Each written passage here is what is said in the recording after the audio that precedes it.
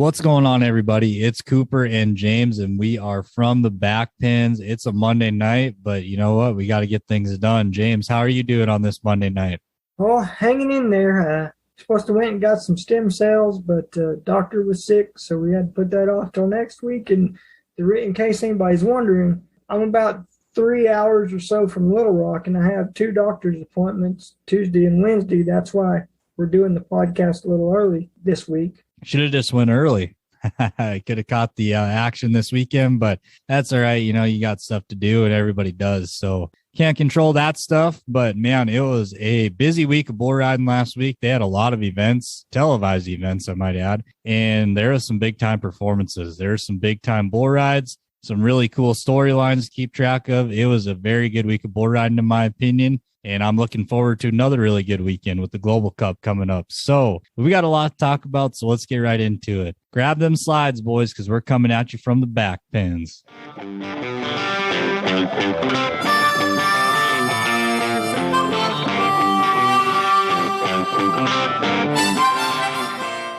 So we'll start off with our Velocity Tour minute, just a short, quick minute here. Casey Coulter walks away victorious in Worcester, Massachusetts. I probably said that wrong, but it is what it is. I'm not a geographer. So Casey Coulter, he rides two head, 169 points on two. He earns 38 world points. This is a guy who's been chasing the tour or chasing PBR for a while. He's found some success. I believe he won Deadwood last summer, if I'm not mistaken. So he has tasted success at the touring pro and velocity level. He's had a cup of coffee at the UTB level, so it's good to see Casey finding some success and finding his way back to the UTB Tour. What did you think of Casey's performance there, James? I think it was pretty awesome and pretty impressive. I mean, it's Worcester, Massachusetts. There we go. You butchered it, and I fixed it. It's Worcester, Massachusetts. But due to weather, there was guys that weren't able to be there, so guys like Grayson Cole and Casey Coulter and some of those other guys, they got on like 4 bulls to get some more points. So that was pretty cool. And we also had a lead change in the overall year-end standings for the Velocity Tour as well. Casey Coulter's leading that. No, heck yeah, good for him. It's good to see Casey finding some success. And I was not aware that there was guys that double entered it. So that's pretty cool. You don't tend to see that a lot at the PBR level. So that's pretty unique and good for those guys. It's going to be another busy weekend on the Velocity Tour this coming weekend. There's 2 one-day events on the same day as the Global Cup. So I would imagine if a guy's feeling healthy and he's not on a Global Cup team, that he will be trying to go to one of those 2 events. Wouldn't you agree? Oh, absolutely, because no offense to the guys that are in the top, say, 50 in the world right now, but if you're one of those bottom feeders, as you want to call it, and you want to get into the top 35, the only way you might is the Velocity Finals.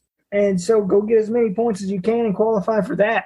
Yeah, it's going to be a very exciting weekend of bull riding with what's in store. The Global Cup is just such a unique event. But before we get into that, let's talk about what happened this last weekend in your home state, James, Little Rock, Arkansas.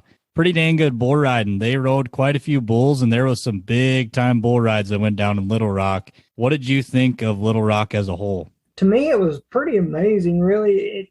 It sucks, honestly, to be 3 hours from home and not be there doing interviews or doing something for this podcast, making it better for the fans. But, hey, next year's next year, and we'll be healthier and ready to roll. But as far as Little Rock this year as a whole, obviously, just like everybody in those stands, if you're from Arkansas, you love Chase Outlaw.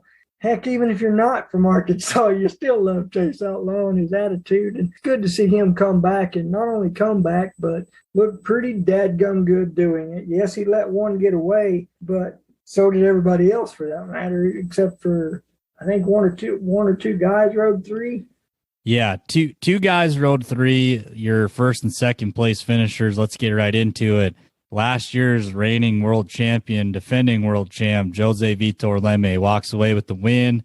272 on 3 head, 145 world points earned. And I think the biggest surprise of the weekend for this guy was he did not draft Whoopah in the short round. He had the number 1 pick. He went with a bull of Cord McCoy's. He told the TV people he figured he needed to be about 91 to 93. He didn't need to be 97. So went with Diddy Wah Diddy, and it worked out for him. He had a really good weekend all the way around, though. Good to see the champ back to what we're used to seeing from him. All is right with the world now. I felt like the sky was falling. No offense to all the other guys, but I really did. I felt like the sky was falling there for a minute. But now we're starting to see the cream of the crop finally start to rise. You know, not that anybody in the top 10 right now isn't the cream of the crop, because if they weren't, they wouldn't be there. But I'm talking about familiar names.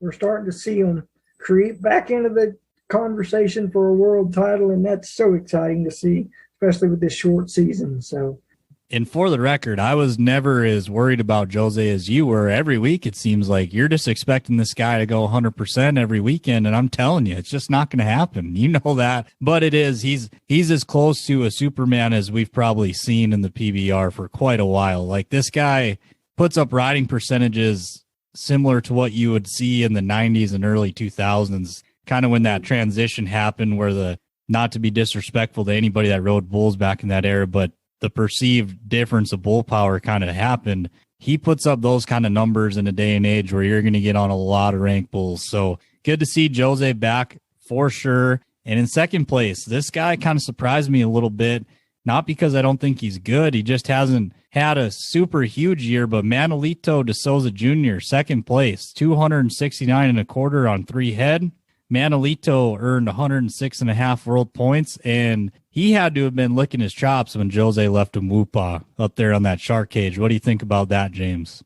I'm still flabbergasted that Jose did not pick Whoopah, because he's so much about picking the rankest bulls and breaking records and all that stuff and leaving an imprint on the sport, which he's already done. But if he's left in any draft and I'm a guy, whether I'm the 15th guy or the first guy, that's the bull I'm picking. Yeah, and Manolito made it count. I mean, he made a good bull ride. Whoopah had a good day, not the best day we've seen from him, but still a really, really good day. I mean, he was 92, I think, in 3/4 or something like that.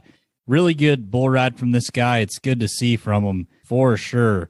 And in third place, Mauricio Moreira, 179 3/4 on 2 head. Mauricio earned 63.5 world points, and I believe that's 2 pretty high finishes in a row. He did pretty well in Los Angeles too, didn't he, James? I believe he bucked off in Los Angeles, if memory serves me. It was St. Louis. It was St. Louis. You're right. St. Louis that he did fairly good at. As long as he doesn't do that, what I call the Willingham lean back, and everybody that's familiar with Sean Willingham and back in that era, they know what I'm talking about. And anybody that knows anything about bull riding means or knows that I don't mean any disrespect to Sean Willingham whatsoever. He's a super nice guy and one heck of a bull rider. But if he could have stayed forward and, charged the front end instead of getting leaned back as much as he did, I think we would have put a gold buckle on him in his career. And Mauricio Moreira is kind of hit and miss with that, other than, St. Louis and the ones that we've talked about him being successful at. So in some ways, it doesn't surprise me that he's in the top 5, but in other ways it does. Yeah, I actually didn't think he was as high up in the standings as he was until we did this last week, to be honest. He just, like you said, he hasn't had those big weekends a lot, but he's had a couple pretty good finishes in a row, and he has gotten more bulls rode than a person thinks throughout the year, so that makes sense. And actually, I guess it was a tie for 3rd and 4th, but the tiebreaker goes for world points earned to Mauricio. But in 4th place, it's your Arkansas native, the CEO of Outlaw Nation, Chase Outlaw, 179 3/4. He gets 60.5 world points on the weekend, but this guy looked pretty dang good. He made 2 really good bull rides, and for coming back in the draft where he did, he had to have been absolutely ecstatic with Big Black still on the board. That's a bull he's rode in the past. He's brought the house down on that bull previously. He had to have been jacked up, and boy, when he got off him after that beatdown, he was excited, and that place was loud. What'd you think of your home state native there, James? Well, I wish I could tell you that I watched it, but due to television schedules and my own schedule, I kind of had to rely on you to talk about round 2 and the championship round. I followed it as best I could on my phone and such, but it's just kind of one of those deals where this is kind of where I got to lean on you. But I've seen it before, and it's probably the same story. Chase always says that bull is like riding a Cadillac, and Whenever St. Louis, after Mason unfortunately passed away and they named it the Mason Lowe Memorial, Chase actually won that event on Big Black and was somewhere pretty close to the same score he was this weekend in Little Rock. The biggest thing I think from that ride that I'll take away is everybody on the back of the buck and shoots is going crazy. And you hear that all the time. When you can impress your peers, you know you've done something. There was not a guy on the back of the buck and shoots that wasn't going crazy. Kenny McElroy of K-Bar C, he was up there hooping and hollering. All the bull riders were. It was pretty cool to see Chase, after the adversity he's gone through, come through in his home state and really deliver something big. That was pretty awesome to see, no doubt about it. And rounding out the top 5, another one of your boys here, Lane Nobles, 176.5 on 2 head. Lane earns 45 world points on the weekend. Lane had a chance to win this event, and I think he picked a bull that allowed him to do so. He was going for it. He didn't take the safe route. Chiseled might not be the hardest bull to ride on tour, but you still got to do everything exactly right, and he's going to mean it when that latch cracks. And he had a pretty good day. Lane just kind of had a really weird go at him. He kind of got leaned over there and he got popped in the head, and that's what really kind of ended his chance. But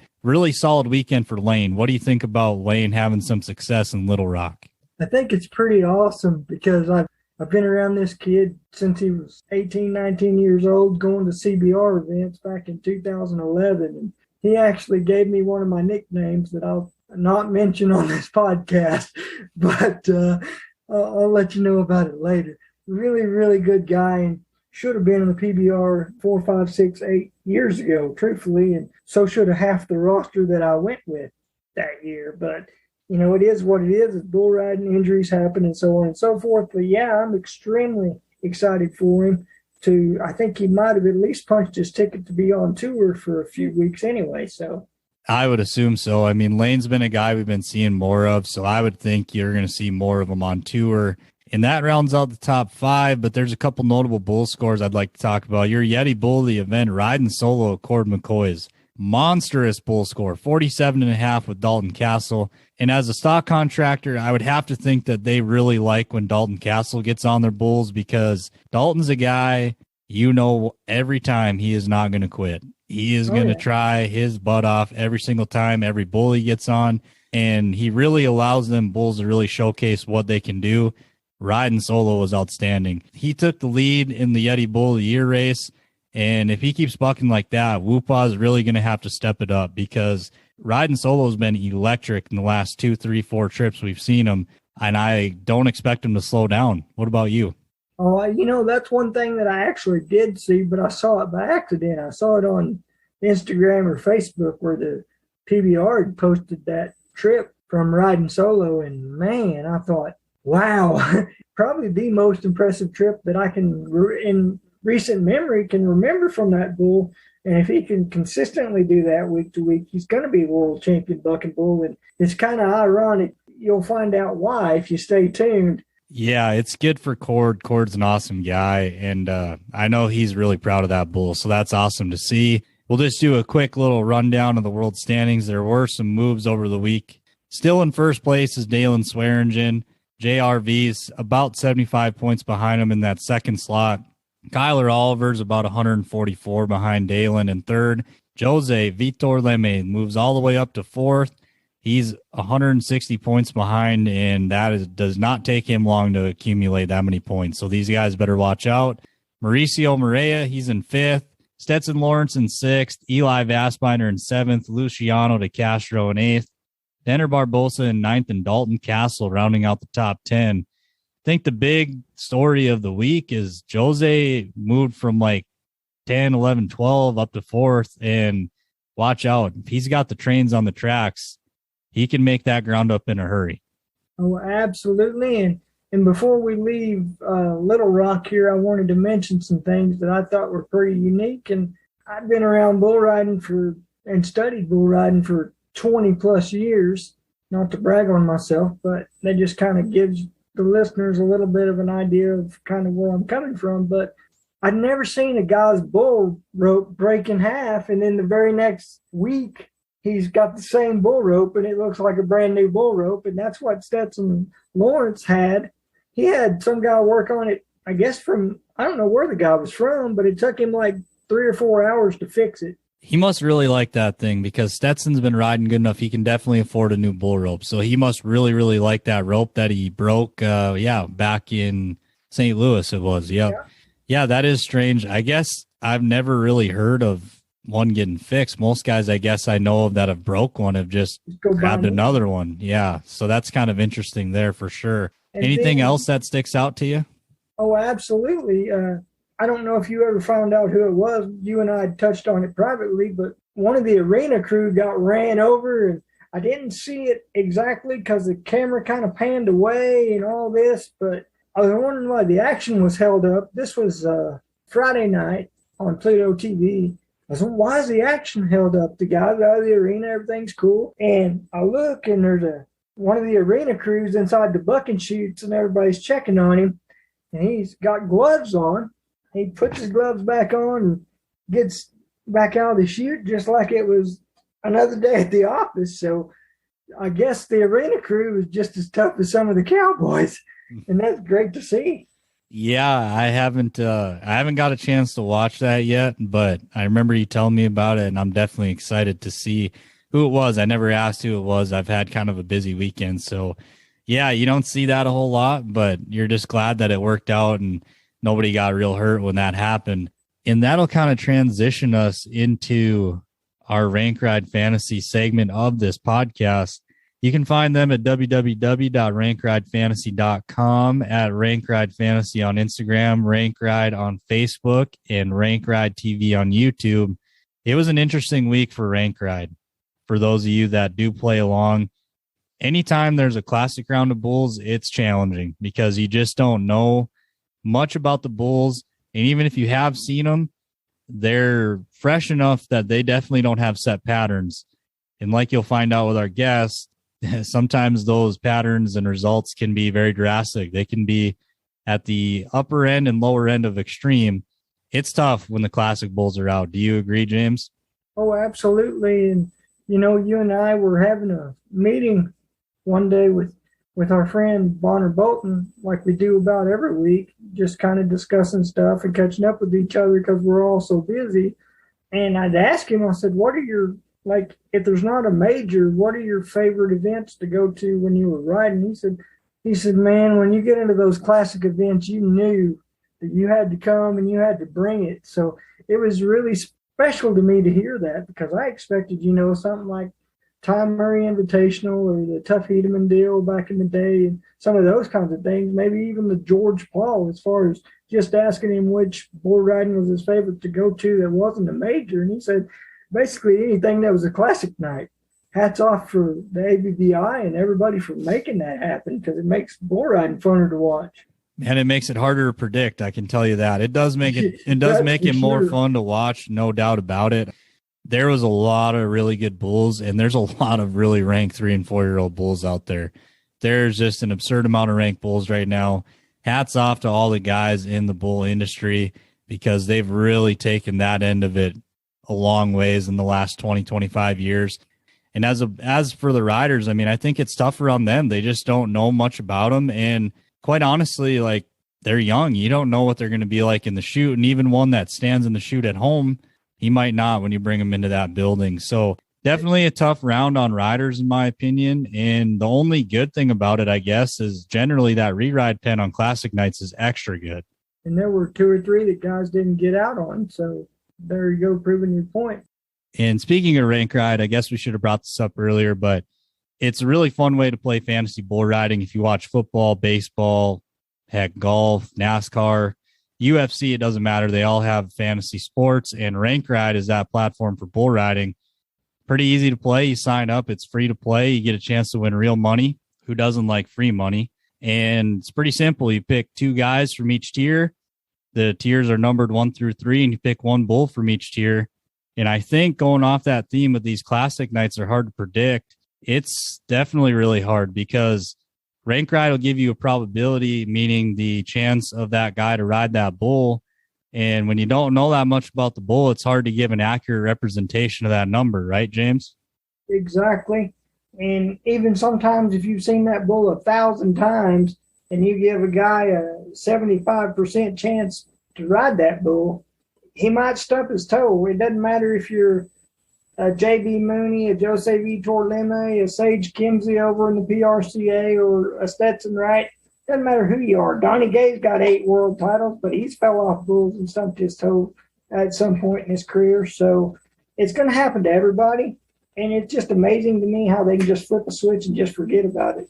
And that's what you have to do. But back to the game, is the Classic Night's so fun for me because so many of these guys worry about, is it going into your hand? Is it going away from my hand? What's he going to do? I think the Classic Night kind of forces you to go back to the basics and ride him jump for jump and do your job and not worry so much about this bull's going to the left, this bull's going to the right. If he does, follow him. If he don't, follow whatever he's doing. That's the whole point of bull riding, is ride the up and down and let the rest of it take care of themselves. And some guys just forget that and would prefer a direction. I wouldn't say they forget it. They just prefer a direction, I guess. And on ABBI night, you can't really prefer a direction because you don't know what they're going to do. Yeah, I mean, there will be videos of these bulls, obviously. I mean, with social media the way it is, you can find something on almost any bull out there if you really want to try hard enough too. The difference is with these young bulls, a lot of them don't really have a super strong set pattern, whereas say like a bull like Mind Freak of K-Bar C's, you pretty much know every time he's going to be around to the left and he's going to have a lot of forward movement.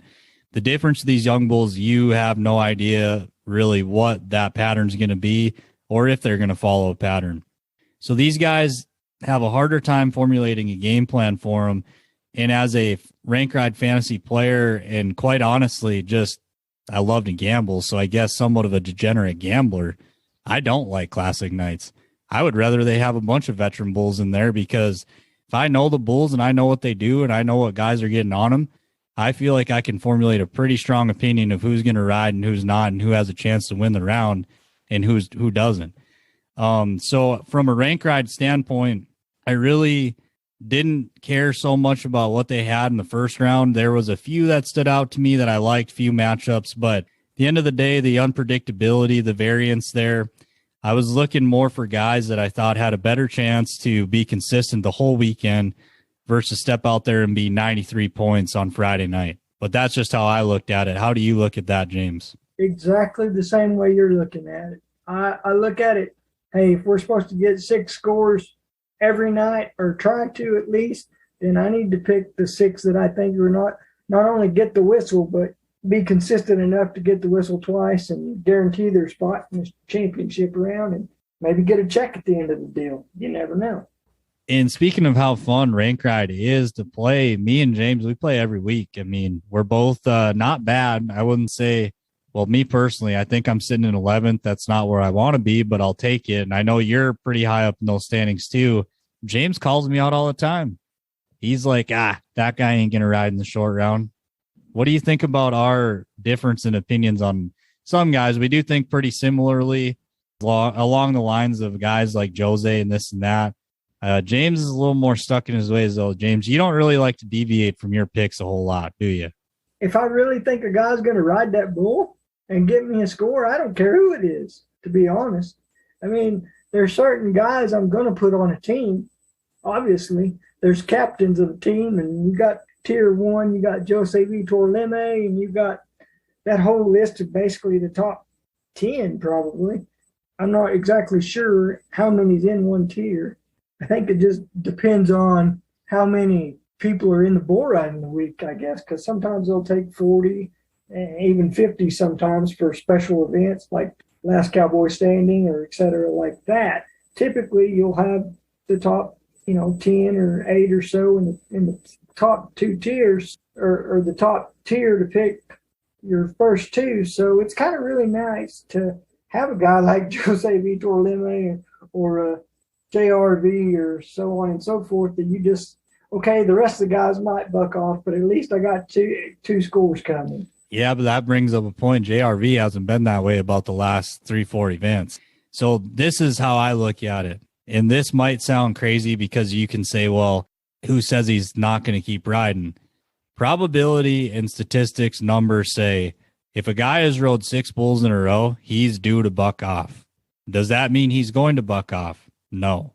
But I'm saying if you follow that pattern over time, I guarantee it will show more times than not. If a guy is on a hot streak of more than, say, like 5 or 6, he's probably due for a buck off and a bad weekend. It's nothing personal against anybody. That's just how I look at it. I'm a little more numbers driven than you are. You kind of just go off of how you're feeling. I'm not afraid to look at analytics, the guy's numbers, or what a bull does. Like, I really do look at what a bull does and who's getting on him, and that really does play a factor for me, more so than even the probability. I could care less about the probability number. For me, if I know the bulls and I know the guys, I'm looking for matchups that stick out. Like, that guy should ride that bull 80% of the time. If that guy can ride in the short round too, and I think he can ride both directions, I'll put him in without even thinking twice about it.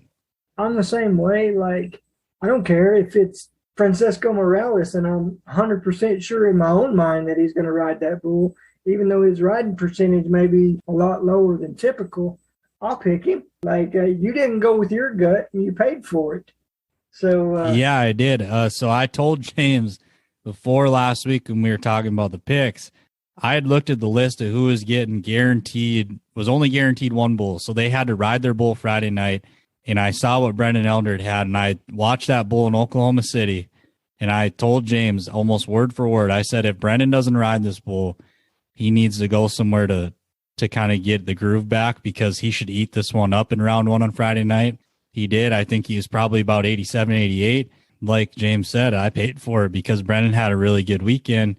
And he wasn't on my team because he was guaranteed 1 bull. And I just didn't want to take the risk of something weird happening Friday night and not having an opportunity to get a score on Saturday. I don't blame you, but as my good friend John Young would say, sometimes you got to risk it to get the biscuit. I agree. You do have to risk it to get the biscuit, but also where I'm at in the standings, I want to get as many points as possible with the least amount of risk, in my opinion. And sometimes that means I'll probably get edged out in week-to-week standings. I might miss out on a few checks here and there, but I would rather win first place at the end of the year, personally. That's just me. I'm not greedy. I just want to win every bull riding I enter, just like any of the other cowboys out there that's playing. And I'm sure you want to win too. It's not like you don't, but you just have a different strategy and a different way to approach it. And, hey, it's working, so why change it? Yeah, that's not saying I don't want to win. That's not what I meant at all. But what I'm saying is somebody might beat me if they go like high risk, high reward. If they pick a bunch of guys that are really either like 90 or nothing, and more times than not, they're nothing, that's not who I'm going to pick. That's just not how I'm going to play the game. And I think over time, you're better off probably picking guys that just get their bulls rode. But that's just me, and everybody can play their own way. That's part of what makes it so fun. Is there's a ton of different strategies to use. Me and you tend to think pretty similarly, but when you look at some of the other teams that are up there in the top of the standings, they do tend to pick different guys than I do, and they're ahead of me. So maybe I'm the one who's wrong. Who knows? They won't be ahead for long because I don't play for second. Heck yeah. But I think this will be a really good time to transition into a first for this podcast. We did our first little guest interview, I guess, on Friday before they hauled bulls into the building in Little Rock. James, you had some technical difficulties, and I know you were disappointed about that, but we got to interview a very special guy in the rodeo industry. He's done a lot. He's accomplished a lot. He's done a lot of really great things for the sport. James, what did you think about the guest we had on Friday? Just so everybody knows, I was there pretty much the whole time. I think I missed like the first, 10 or 15 minutes of it. Who the guy is one of the nicest guys in the entire industry. And yeah, I might use that a lot. When I'm talking about certain guys like this, I really mean it. There's not a human being alive that's met this man or even knows about this man that doesn't love him. Cord McCoy, I love you, buddy. Yeah, Cord's an awesome guy. If you're having a bad day, I promise you that will not last long around Cord. Without further ado, let's play part of our interview with Cord McCoy from Friday. I am here with 5-time IPRA world champion, a 2005 NFR bull riding qualifier, 6 times of the PBR finals, 3 times on the Amazing Race, PBR and PRCA stock contractor, had his own TV show on RFD TV, and newly appointed coach of the Oklahoma Freedom, and all-around great guy. Cord, how's it going? Oh, it's going good, Coop. All that stuff kind of ran together until the very last comment. All around great guy. That meant more to me than all the rest. Yeah. Well, every time I've been around you, it's a pleasure to be around you. You've always got a smile on your face, and if somebody's having a bad day and you're around, that'll change real quick. I can promise you that. So I've had some bad days too. So I mean, I'll ride double with you. It's not that bad deal. We'll survive. So how's Arkansas? You're down there for the Little Rock UTB this weekend. How's everything going so far? It's a little slippery right now. They've had plenty of rain, and ice, freezing rain, everything. But man, it's kind of been a wild year. Which I'm not telling you anything. You kind of have done the winter, PBR a couple times. Sometimes you feel like more of a weatherman and a truck driver than a PBR guy. And so we've kind of played the weather.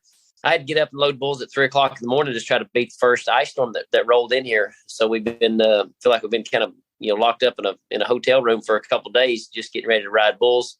I feel like we made the right decision though. The bulls been here in Searcy, Arkansas. They've been cuddled up, laying on shavings for about 3 days, so they're ready to buck. I think I'm excited about it. We did make that mistake. I think we went to Milwaukee and ran into a couple storms. The bulls, they spent way longer on the truck than I really felt comfortable with.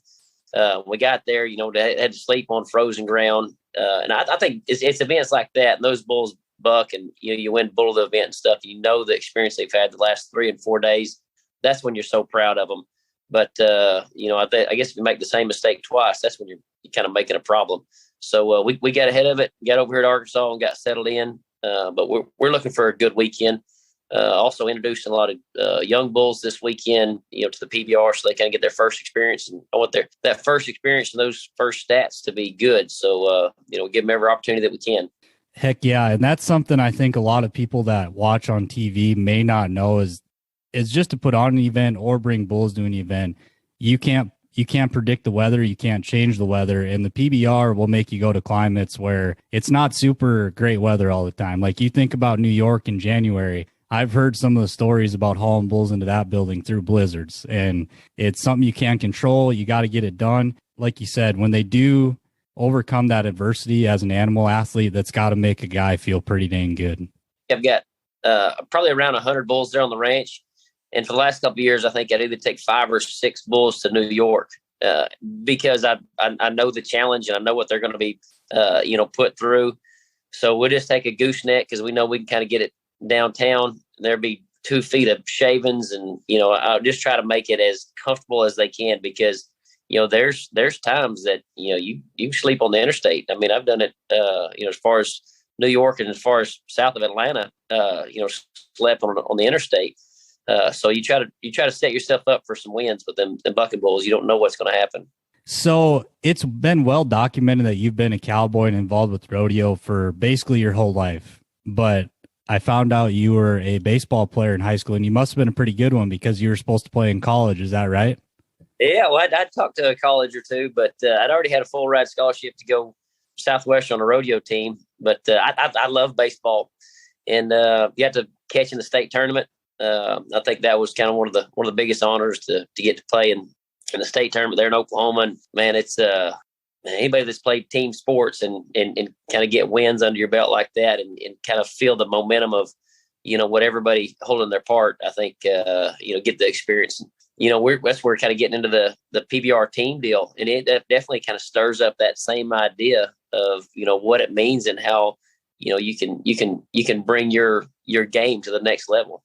Yeah, absolutely. Was baseball the only sport you played, or did you play other sports as well? I played basketball too, but I think there were several of us that felt like we played basketball just to stay in shape for baseball.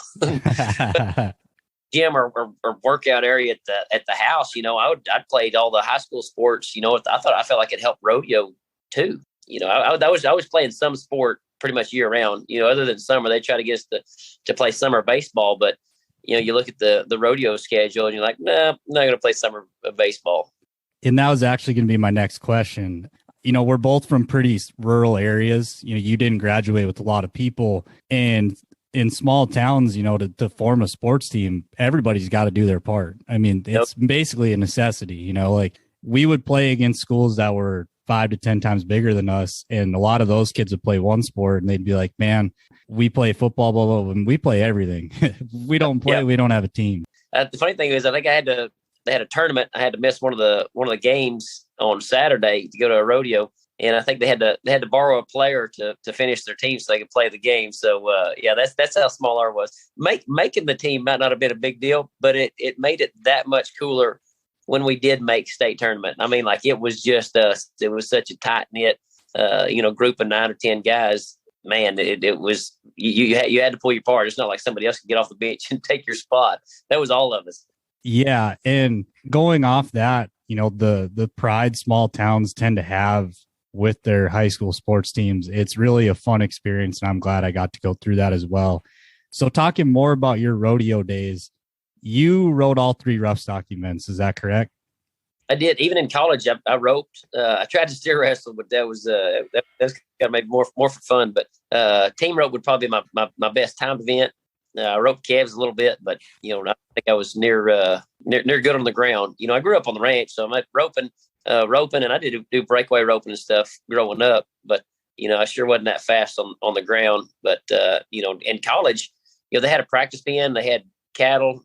Man, if you'd bring your horse, they'd load calves for you all day. So, of course, I did every sport in rodeo in college. I'd be at the practice pen every day, either roping or riding bulls or broncs, whatever it was.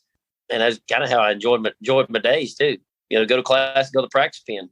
As long as Weatherford, Oklahoma, that wind starts blowing, it's about 10 degrees below freezing. You won't be out there. I guarantee you. You start coughing real quick. Yeah, we've had some not so great weather up here up north this week. So I definitely know what you're talking about there. Was competing in all of those disciplines always the plan, or did it just kind of happen organically? Oh, I think growing up, Ty Murray was like, he was kind of the king when I was growing up. So, to be able to ride bareback, saddle broncs, and bulls, all 3 was, I mean, that was the coolest. And I don't know why I felt like my dad pushed us that way, but being an all-around cowboy was, the special thing. And, we watched Great American Cowboy or whatever that movie was. Yeah. And you just feel like, man, if you can do them all, you're just that much cooler. So, we do all the events in junior rodeo, and especially in junior rodeo, if you don't do all the events, you don't have a shot at any all-around type stuff. So I run barrels, run poles, tied goats, breakaway. I did every event. I was almost after 8th grade. I was so glad to become a freshman, even though I'd ride bigger broncs and stuff, but I wouldn't have to run barrels. Practice every day, so I was glad to drop that event.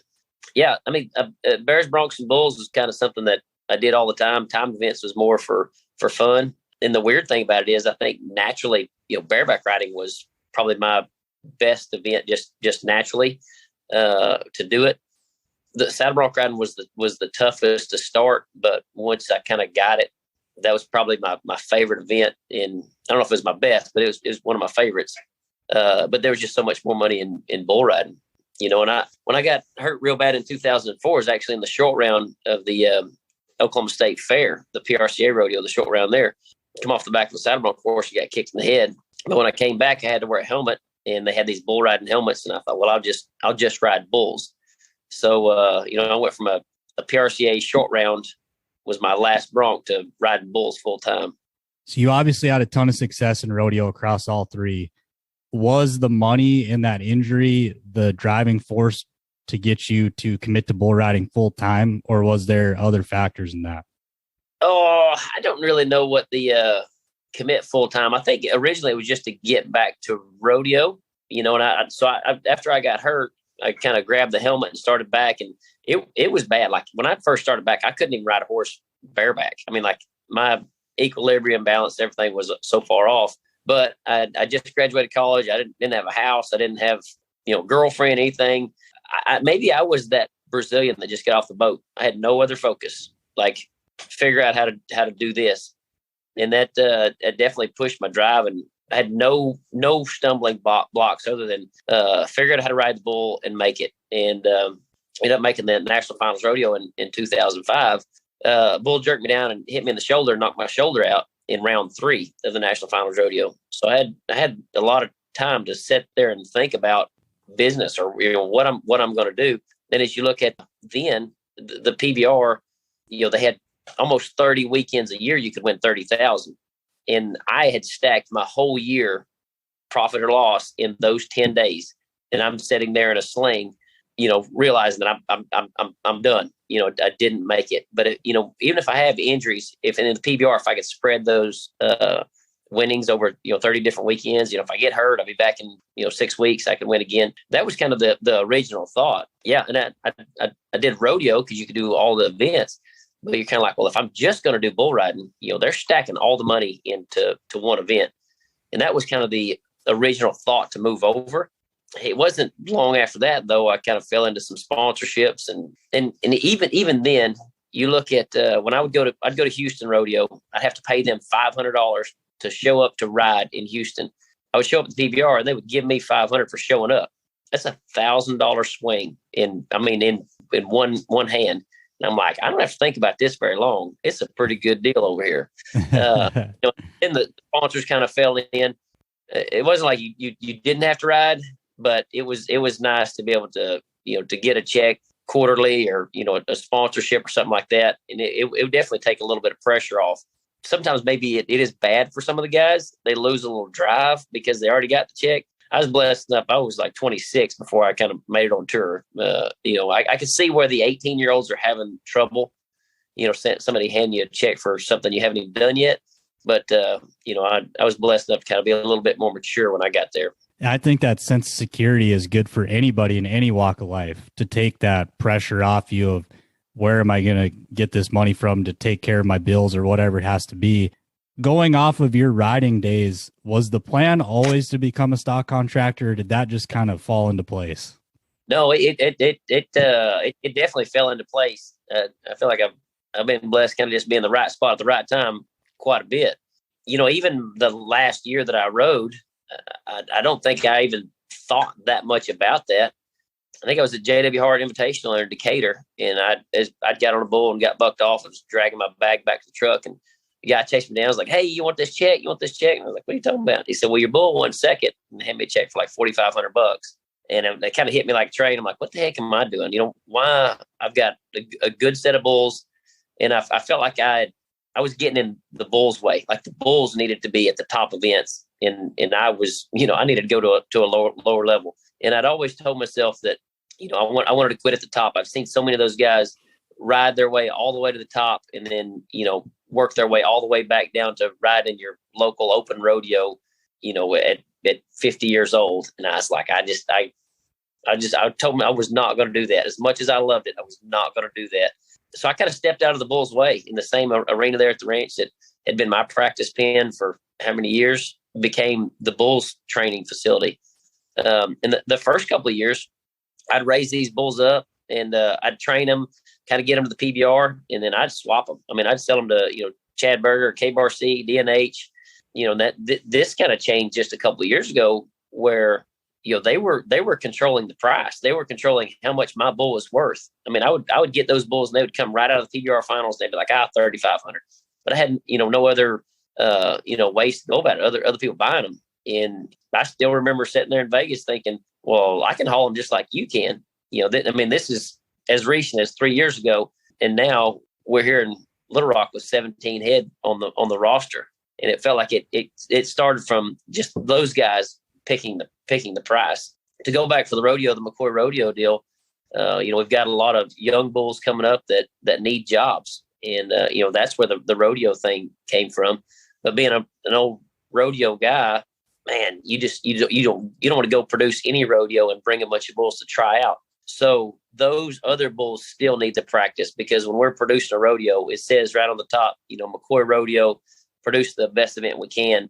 We try to line them up for success, and pretty proud of that. Last year we had 6 rodeos. I mean, they were some good hopping, spinning bulls. Kind of no re-ride bulls, and everybody got a shot to win. What I would want, and when I'm in the pasture of bulls and pens, creating that roster, I'm like, this guy might not add as much money as Houston, San Antonio, Denver, But if I enter Cord's rodeo, I know I'm going to go get on a good bull. And I always keep that in mind when we're building that roster.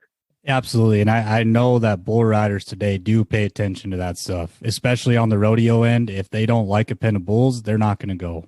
So that's a really good way to keep numbers up for sure. Yeah. They're going to tell their friend too.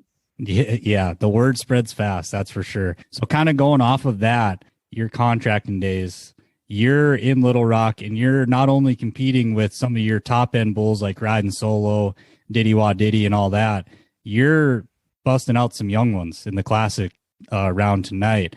How much different is it for you as a contractor bringing these classic bulls to these kind of events? Because it's such a change from a normal bull riding or normal event when you get them in that environment with the loud music, the pyro, and then the pressure that these guys put on these bulls. What are you looking for to know that a bull is ready, or how nervous does it make you get when you're not quite sure about a bull? Yeah, you do get more nervous than anything. I mean, it's like it's like your little kid. I mean, you can show them, teach them, walk them through it. It was starting to rain and snow at the house there, and I give one last walkthrough on some of the younger bulls before they came here. I mean, that's your thought and your pressure on you. But it's like Tulsa time. He grew up right there on the ranch. You feel like every experience that he's had. All his twerks about him that make him change, make him click. There's no real good way to find out other than put his name on the list, let one of the top 35 riders guys get on him and open the gate. I mean, that's really what it boils down to. But you try to prep those bulls, I mean, as much as you can. But more than when I used to ride, you'd wait till Tuesday or Wednesday for that draw list to come out. And now I'm a stock contractor, and I sit there and hit refresh. Like I got to see who's got what bull. And so that you're kind of playing that game. Even when we're feeding those bulls last night, you're like, oh man, Night Moves has got Chase Outlaw. Don't give him too much. This is for the win. And so you're trying to prep those bulls for it. But it's like being a baseball coach though. When you're building that roster, some guys make the team and some guys don't, and you have the pressure to you make that decision. And if you put his name on that list, you're standing beside it and it says, Cord McCoy, and it'll say either Cord McCoy did good or Cord McCoy screwed up. So there's a little bit of pressure on that way. I think we've got a couple of young bulls in there that are not consistent, but are big hitters. And I feel like tonight they're either going to be 93 or 73. I won't tell you which bulls that is, but they're like the Jose Canseco kind of like, home run hitters. They're going to strike out. They're going to win first. And, you got that style. All of them can't be Tulsa time.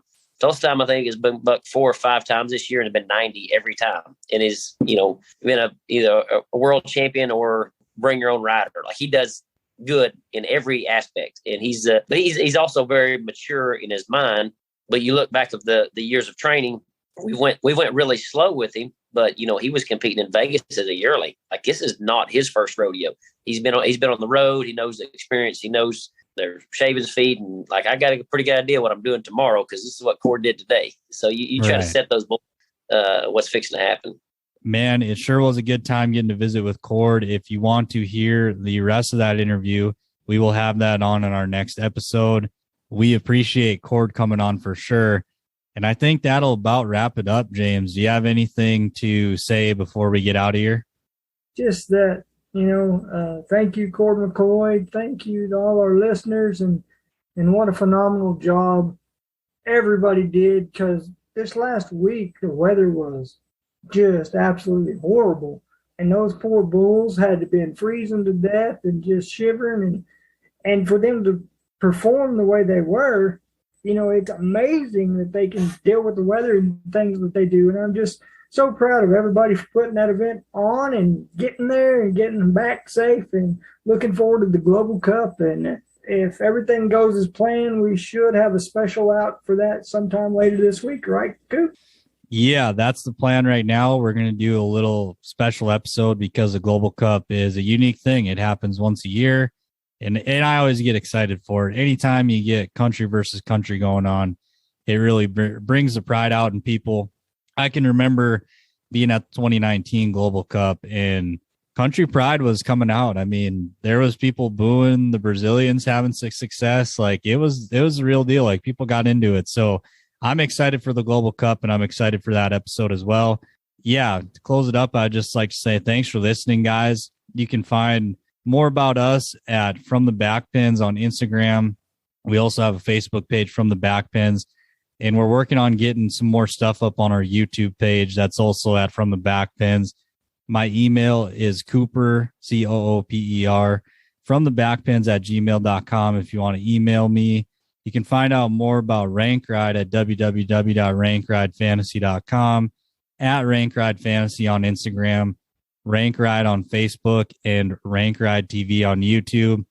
Feel free to give us feedback, guys. We always appreciate it. We want to make this as good as it can be for the listeners. So anything good, bad, doesn't matter. Like we can handle it. We just want to hear more. If you would, review, leave comments, anything. It all helps. But I think that'll wrap it up.